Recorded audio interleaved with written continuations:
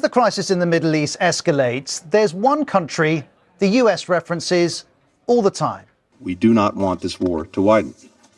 But if Iran or its proxies attack US personnel anywhere, make no mistake, we will defend our people, we will defend our security, swiftly and decisively. Last weekend, 3 US soldiers were killed in a drone attack. The location was northeastern Jordan. The target was a US military base called Tower 22. The group claiming responsibility is the Islamic Resistance in Iraq. But the US is clear on where blame really lies.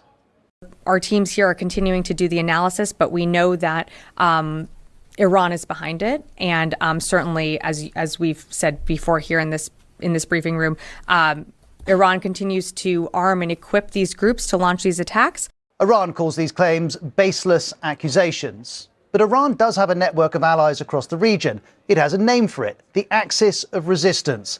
United, it says, in its opposition to Israel and the US. This axis includes the group behind the Tower 22 attack.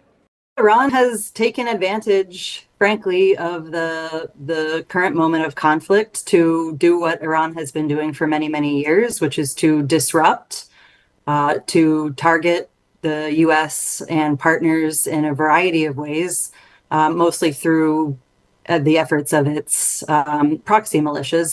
And since Hamas's attack on October the 7th and Israel's response to it, this disruption has taken many forms. For example, Houthi rebels in Yemen have repeatedly attacked shipping in the Red Sea.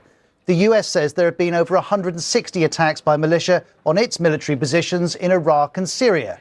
But how does this network of allies work? How close is their relationship with Iran? And what is Iran trying to achieve? If we go back to 1979, there was an uprising in Iran against the monarchy. Iran became an Islamic republic. Ever since, it sought to spread its influence in the region.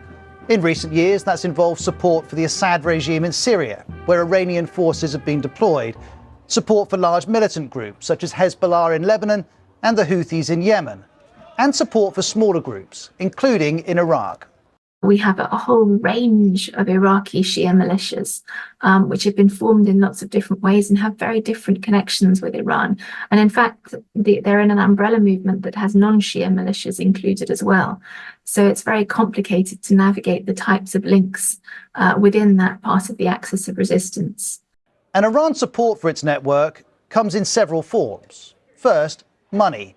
In 2020, the US estimated that Iran gave Hezbollah $700 million a year, as well as $100 million a year to Palestinian groups, including Hamas, and it estimates the Houthis have received hundreds of millions of dollars too. Iran doesn't acknowledge this funding, but as well as money, Iran is supplying weapons too. Recently, 2 US military personnel died in an operation to intercept a boat in the Red Sea. The US released this image. It says the boat was transporting Iranian-made weapons to the Houthis. Or there's Hezbollah. One estimate put its arsenal at 130,000 rockets and missiles. It's believed many of them come from Iran. And if Iran is supplying money and weapons, is it also coordinating the actions of its allies? After October the 7th, the US acknowledged we have not yet seen evidence that Iran directed or was behind this particular attack. More broadly, Iran's allies appear to operate with a significant degree of independence. But that needs place